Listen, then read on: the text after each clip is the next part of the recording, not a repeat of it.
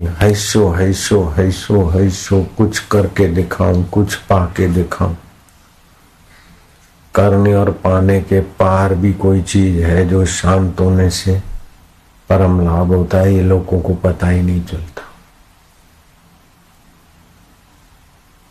प्रवृत्ति के बाद निवृत्ति और भगवत ध्यान का महात्मा लोग भूल गए, अशांत हो गए।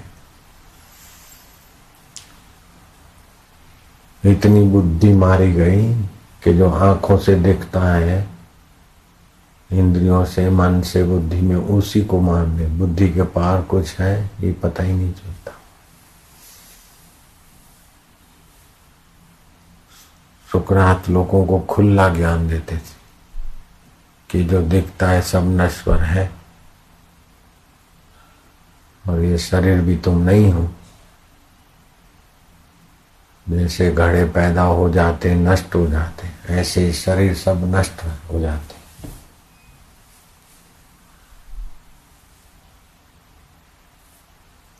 जो कभी न नाश हो वो तुम हो, ज्ञान स्वरूप, चेतन स्वरूप। बचपन, जवानी, दुख, सुख सब बदल जाए, उसको जानने वाले सत्ता तुम। तो सुकरात पर आरोप था कि ये दूसरों की बुद्धि बिगाड़ते हैं। उन बुद्धों को पता ही नहीं था कि बुद्धियां जिससे शुद्ध होती है ये दिव्य ज्ञान है। तो फिर सुकरात को मृत्यु दंड दिया उस समय के शासकों ने। उनको घोट के जहर पिलाया जाए, फांसी नहीं जहर पिलाया जाए। बोलते हैं जहर पिलाकर मृत्यु दंड उनको घोषित हुआ। तो सुकरात इतने तत्व चिंतक थे, इतना ठीक से समझ बैठे थे कि बोले इसमें क्या बहादुरी करोगे, ये तो वैसे ही मरने वाला है, बूढ़ा तो हो गया हूं। जो मरने वाला शरीर है उसको मार डालेंगे तो क्या बहादुरी कर लिया। शासकों के आगे झुके नहीं, कुछ आमद नहीं किया। तो तारीख तय हो गई, जहर घोल के दिया, वह पी दिया। उन्होंने बोला अब तुम घूमोगे तो जहर पैरों तरफ जाएगा, थोड़ा घूमो तो जहर की असर होगी। तो सुकरात घूमने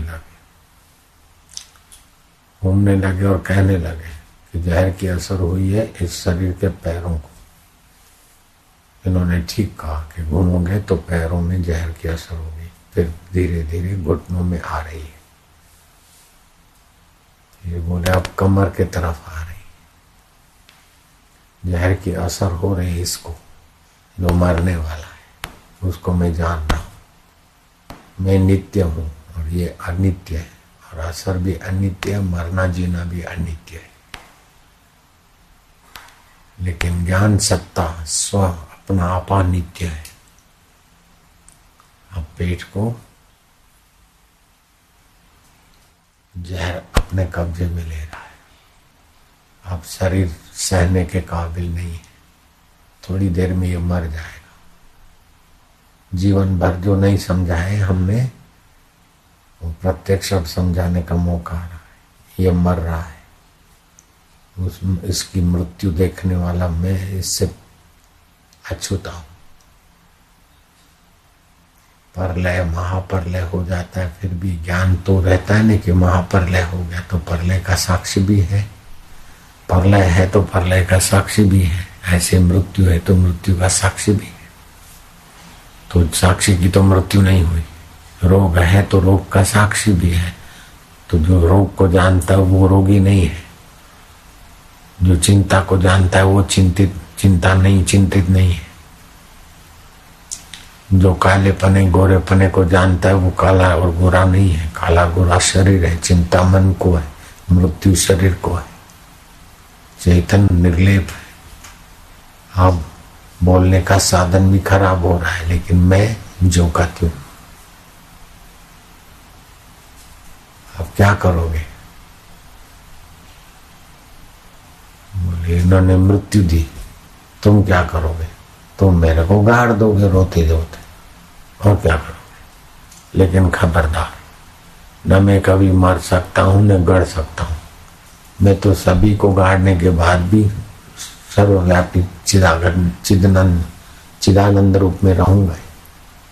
और वास्तव में सुकरात ने कईयों को गाड़ दिया, अभी भी सुकरात मौजूद है। ब्रह्म तो अभी भी है, वो अपने को ब्रह्म जान चुके थे।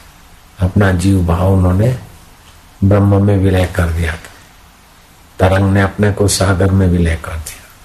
श्री कृष्ण ने उद्धव को कहा कि गुरु का ज्ञान का आश्रय लेकर अपना जीव भाव विलय कर देना चाहिए। भागवत में आता है।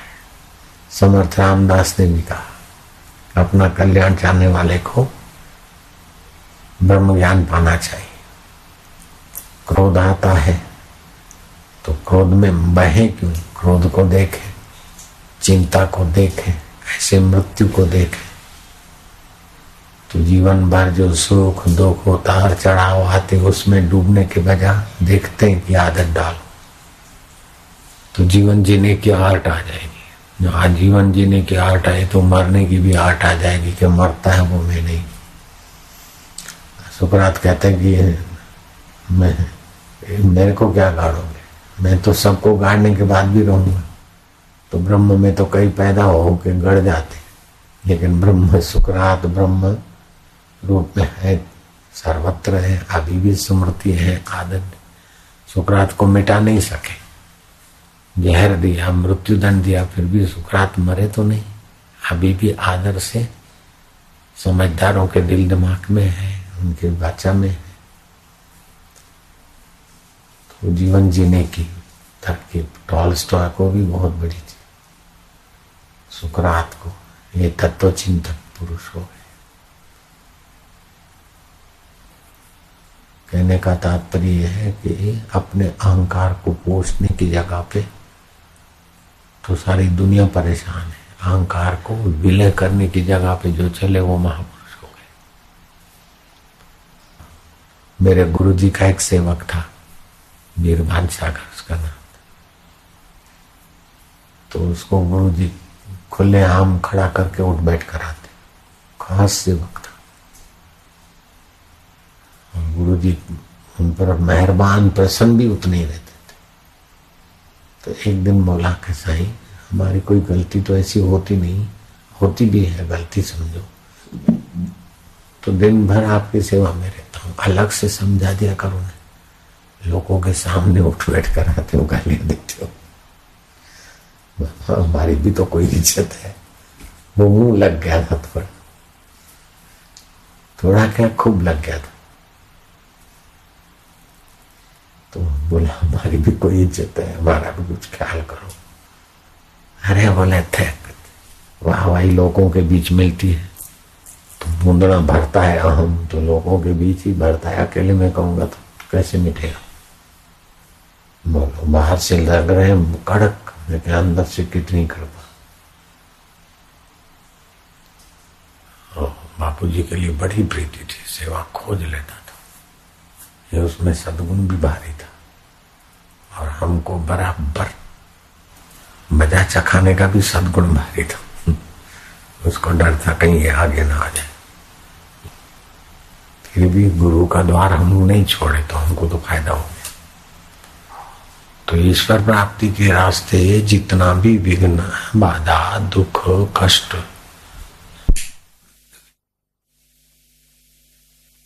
जितना भी विघ्न, बाधा, दुख, कष्ट, मुसीबत आ जाए,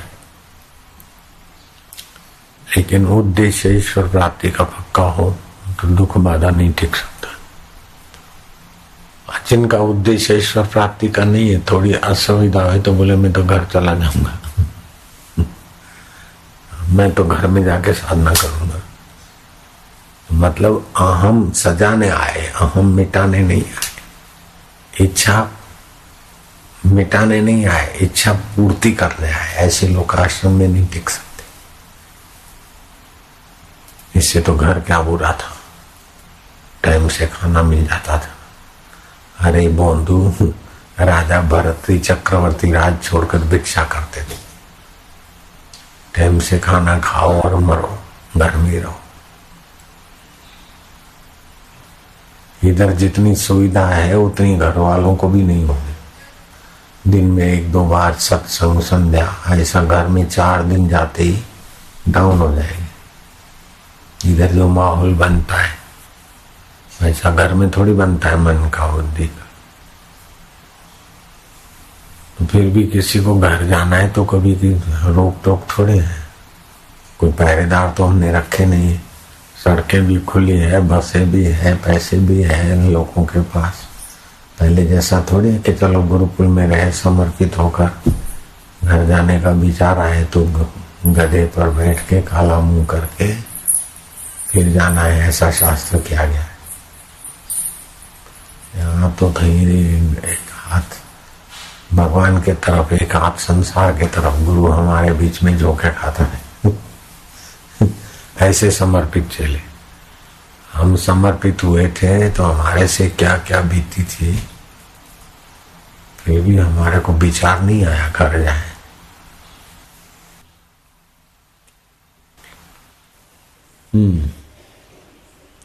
बालकों में बालकवत, वृद्धों में वृद्धवत, मूर्खों में मूर्खवत, और धैर्यवानों में धैर्यवान, और दुख में भी धैर्यवान है। वह सदा पुण्य करता, प्रसन्न, मधुर वाणी संयुक्त, हृदय से सदा तृप्त और सर्वथा कोमल भाव, चंद्रमा की नाई शीतल और पूर्ण होता है। जैसे वसंत ऋतु के आए से रस, फूल, फल सब प्रकट हो जाते हैं, वैसे ही जिसका हृदय शुद्ध हुआ है वह ज्ञानवान का बल, वीर्य और तेज, ये तीनों तत्व के साक्षात्कार से बढ़ते हैं। हे राम जी, देखो वसंत ऋतु आने से फूल, फल, रस बढ़ता है, ऐसे आत्मचिंतन से बल, तेज और आनंद बढ़ता है। आत्मदेव का जैसा प्रभाव है। वसंत ऋतु तो साल में किसी समय आती, लेकिन हर रोज खुशी, हर दम खुशी, हर हाल खुशी। जब आशिक मस्त फकीर हुआ तो फिर क्या दिलगिरी बाबा। एक फकीर बैठे थे, बोले बाबा देखो बारात जा रही है। अरे बोले वो तो जीवन में एक बार ही शादी है बेचारे की। बोले तो महाराज तुमने शादी की? बोले अरे मैंने तो इतनी शादियां कर रही। कितनी शादियां की? बोले हर रोज खुशी, हर दम खुशी, हर हाल खुशी, हर रोज मुबारकबाजी है, हर रोज नई एक शादी है। बोले बाबा रोज शादी करते? बोले हाँ, हर रोज मुबारकबाजी है, हर रोज नई एक शादी है। जब आशिक मस्त फकीर हुआ तो फिर क्या दिलगिरी बाबा।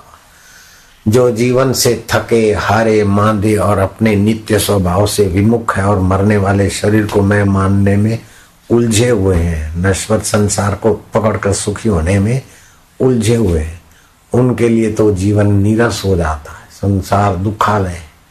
लेकिन जिसको परमात्मा ज्ञान का प्रसाद मिल गया, गुरु की कृपा जिसने पचा ली, उसके लिए तो जैसे सूर्य इतना पुराना होते हुए भी सूर्य रोज नित्य नया सूर्योदय, रोज नित्य नया सूर्योदय। सूर्य तो पुराना है लेकिन रोज दिन नया उभरता है। ऐसे ही हर रोज मुबारकबाजी है, हर रोज ब्रह्म सुख की लहर है, हर रोज नई एक शादी, एक नई खुशी है, ब्रह्म सुख। शादी माना शाद आबाद रखने वाली धारा, ऐसा नहीं काम विकार में गिरने वाली शादी। तो ठीक, हर रोज नई एक शादी है, हर रोज मुबारकबाजी है। दूल्हे को तो कभी कोई मुबारक देता, हम तो जहां भी जाते हर रोज मुबारकबाजी है। कितने लोग खड़े मिलते खाली दर्शन करके मुबारक देने खुशी तक। हर रोज नई एक शादी है, हर रोज मुबारकबाजी। जब आशिक मस्त फकीर हुआ तो फिर क्या दिलगिरी बात। एक संत ने कहा, उनका चेहरा तो मेरे सामने अभी भी दिख रहा है, शरीर नहीं उनका। बड़े मस्त रहते थे। बोले भगवान की दो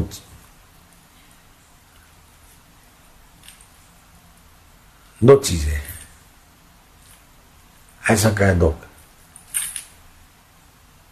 उन्होंने तो एकदम खुल्लम खुला, उन्होंने तो शब्द कुछ ऐसे बोल दिए।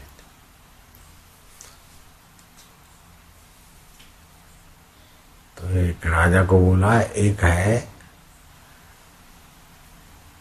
अमीरी और दूसरी है फकीरी। ईश्वर ने तुमको अमीरी दी और मेरे को दी फकीरी। तू अमीरी के साधन जुटाकर खुश होने में मजदूरी कर, और मैं निष्फिकर होकर अपने आप में खुश हूं। बोले महाराज, हमारे महल के सामने पड़े थे आप रात को, नींद कैसी आई? बोले कुछ तो तेरे जैसी आई और कुछ तो बहुत बढ़िया आई। बोले मेरे जैसी? महाराज मैं तो महल में था, आप तो मंदिर के उस प्रांगण में पड़े थे लावारिस जैसे। बोले देखो,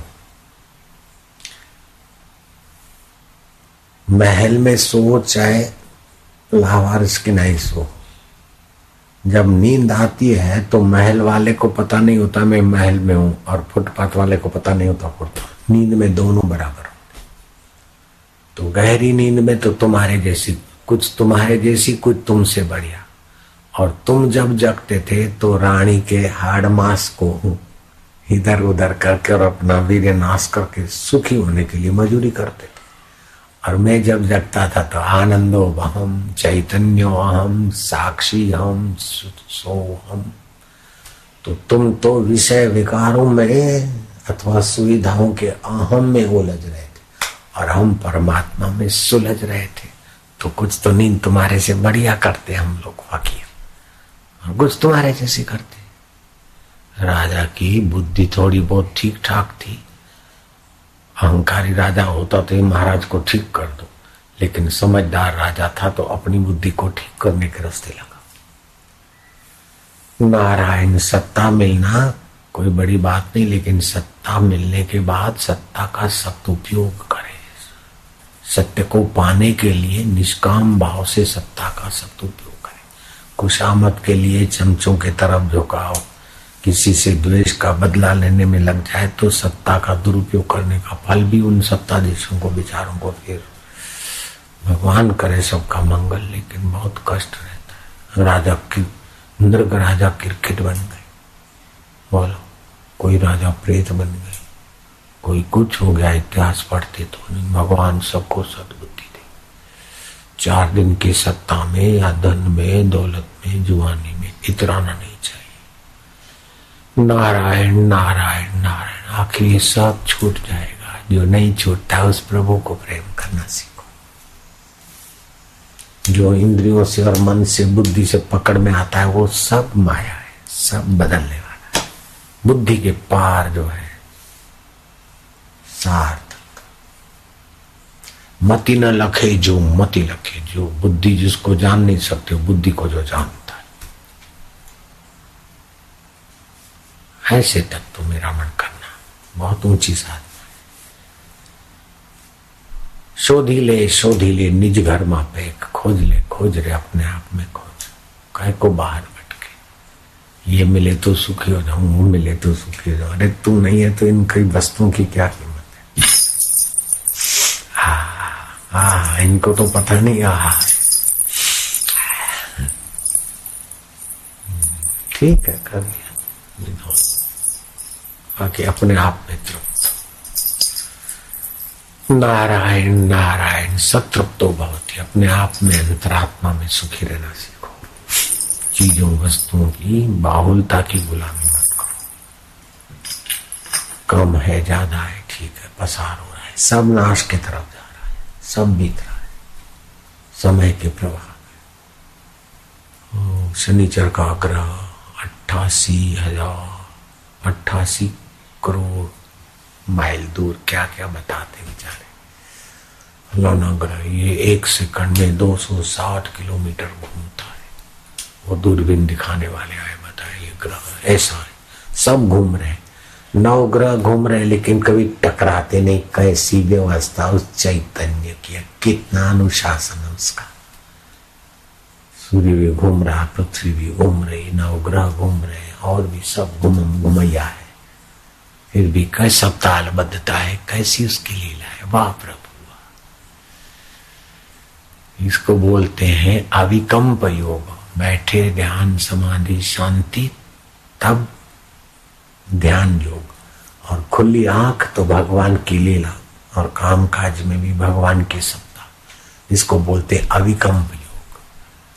मैं 2 घंटे तो ध्यान में बैठ सकता हूँ, फिर मन कंट्रोल में नहीं रहता, तो 2 घंटे बैठ सकता है। खाक बैठा तो मैं, और 2 घंटे बैठा तो कभी कम बैठेगा तो दुखी होगा, बुढ़ापा भी आएगा।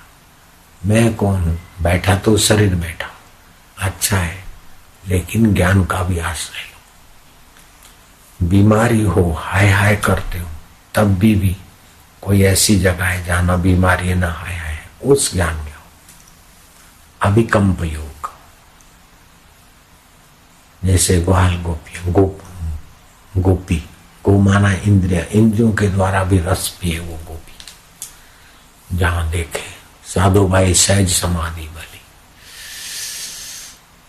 गुरु कृपा भई जा दिन दिन अधिक चली। जहां जहां डोलू, जहां जहां खाऊं, जहां जहां जाऊं, सब ईश्वरी है, आनंद। ईश्वर की ऐसी स्मृति, ईश्वर का ऐसा ज्ञान पालो। अविकम्प योग। बोले महाराज तुम दुखी नहीं होते? बोले दुख आता है। तुम सुखी नहीं होते? बोले सुख आता है। तो महाराज फिर आप सुखी नहीं होते? बोले नहीं, हम डूबते नहीं उसमें। दुखी नहीं होते? बोले डूबते वो दुखी होते, वो आता है, पसार हो जाए। समुद्र की तरंग आए, अच्छी आए तो उसी में भी नहीं डूबते, गंदी आए उसी में भी नहीं डूबते, किनारे मजा लेते। कितना सरल ज्ञान। ईश्वर प्राप्ति कोई कठिन थोड़ी है, लेकिन उसकी भूख नहीं इसलिए कठिन लग रही। नश्वर संसार की ऐसी बेवकूफी घुस गई है कि संसार ऐसा करूं ऐसा, वो संसार का करने से मिलता है नहीं तो समझते यहाँ भी कुछ करेंगे तभी पाएंगे। अरे करेंगे तो कभी कभी ऐसा है, न करने में आ जाओ और ऐस को देखो, बड़ा सरल है, मौज ही मौज।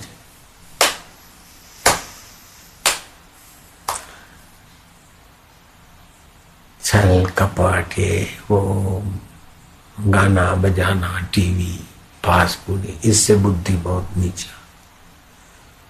भूख ही मर गई ईश्वर प्राप्ति, इसलिए सुना अनसुना हो जाता है। तड़प होती तो इतना सत्संग से तो 10 बार साक्षात्कार हो जाए, एक बार कहे को 10 बार हो जाए।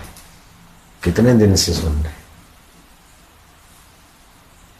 फिर भी जैसे मरुभूमि में हरियाली नहीं होती, फिर भी दबादब बरसात पड़ती तो हो जाती है, ऐसे सत्संग की दबादब है। इसलिए हजारों लाखों लोगों को कुछ तो हरा भरा हृदय लगता है। जो सत्संगी नहीं है उनकी अपेक्षा सत्संगियों का हृदय तो हरा भरा ही है। भले साक्षात्कार की ऊंचाई तक नहीं पहुंचे, फिर भी सामान्य व्यक्ति जैसे दुखों की चोटें तो नहीं लगती सत्संगी होने के बाद, दीक्षा लेने के बाद। इतनी सुख की लोलुपता नहीं है, कितनी ऊंची बात है। लोग जहां पच मर रहे हैं वहां दीक्षा और सत्संग वाले मौज मार रहे हैं, कितनी बड़ी उपलब्धि है। ओ नारायण नारायण। तो पूरा करो भाई साहब। हे राम जी, जो ज्ञानवान पुरुष है वे सदा परम समाधि में स्थित रहते हैं, उनको उत्थान कदापि नहीं होता। वे व्यवहार करते दिखते हैं परंतु व्यवहार से सर्वथा रहित होते हैं।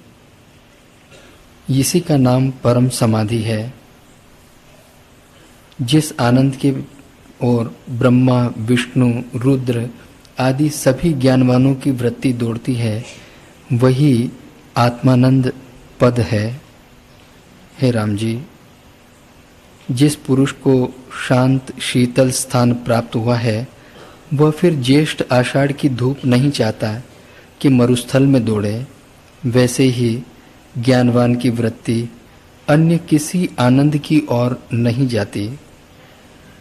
हे मुनीश्वर, मैंने तो ऐसा निश्चय किया है कि तृष्णा का सा ताप कोई नहीं और अतृष्णा की सी शांति कोई नहीं। यदि कोई पुरुष परम ऐश्वर्य को प्राप्त हुआ हो, तृष्णा बड़ा दुख देती है। यह खपे खपे खपे, तृष्णा जैसा कहीं ताप नहीं है। और तृष्णा रहित वाला जितना कोई शांति सुख नहीं। संसार चित्त में है, मन में है। मैं इसको जानने वाला संसार से न्यारा, अपने ओम स्वरूप आत्मा में प्यारा। ऐसा अभ्यास करने से आत्मा में स्थिति जल्दी हो जाएगी। ओम ओम माना संसार मुझ में नहीं है, पुण्य पाप मुझ में नहीं है, बीमारी शरीर में, पुण्य पाप मन में, मैं परमात्मा में, परमात्मा मुझ में। ओम ओम ओम नारायण नारायण नारायण। आत्मा से विमुख होकर मन इंद्रियों में देखता है तो संसार दिखता है, और आत्मा के सन्मुख होकर देखे तो संसार है ही नहीं। गहरी नींद में संसार कहाँ रहता है, दुख चिंता शोक कहाँ रहता है, लेकिन वहां अज्ञता रहती है।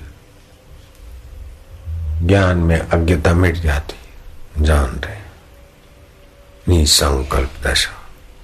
एक विचार उठा, दूसरा उठने को है, उसके बीच की अवस्था वही परमेश्वर सत्ता है, निसंकल्प। श्वास गया तो ठंडा, बाहर आए तो गर्म, गया और आया बीच की अवस्था उसी सच्चिदानंद की, उसी का ओम नाम, अंतर्यामी नाम। इतना सरल है, लेकिन बुद्धि संसार में उलझ गई और संसार की बातों से भर गई, इसीलिए परमात्मा कठिन हो गई। नहीं तो परमात्मा पहले भी है, बीच में भी है, बाद में भी है। बुद्धि के निर्णय के पहले परमात्मा, निर्णय के समय परमात्मा, निर्णय के बाद, परिणाम के बाद भी परमात्मा। ऐसा आत्मदेव भगवान है कि नहीं संदेह हो सकता है, लेकिन मैं हूं कि नहीं संदेह होता है क्या? जो सदा हूं, बीमार हूं, तंदुरुस्त हूं, माई हूं, भाई हूं। ये माई भाई बीमारी तंदुरुस्ती कल्पना है, मैं हूं जो है उसी में जो वो सदा शांति है।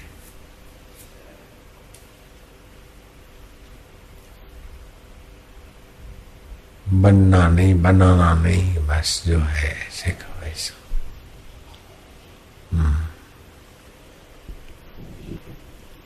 हे राम जी, संवित रूप आलय सा स्थिर स्थान है, उसी में स्थित हो रहो। जैसे पक्षी सब ओर से संकल्पों को त्याग कर आलय में जब स्थित होता है तब सुख पाता है, वैसे ही जब तुम सब कल्पनाओं को त्याग कर अंतर्मुख संबित में स्थित होगे, तब राग द्वेष रूपी कोई भी द्वंद न रहे। अंतर्मुख में, अंतर संबित में स्थित होगे तो राग द्वेष मल नहीं तो राग द्वेष का मल आखिरी तक साधक को तंग करता है, मनुष्य को।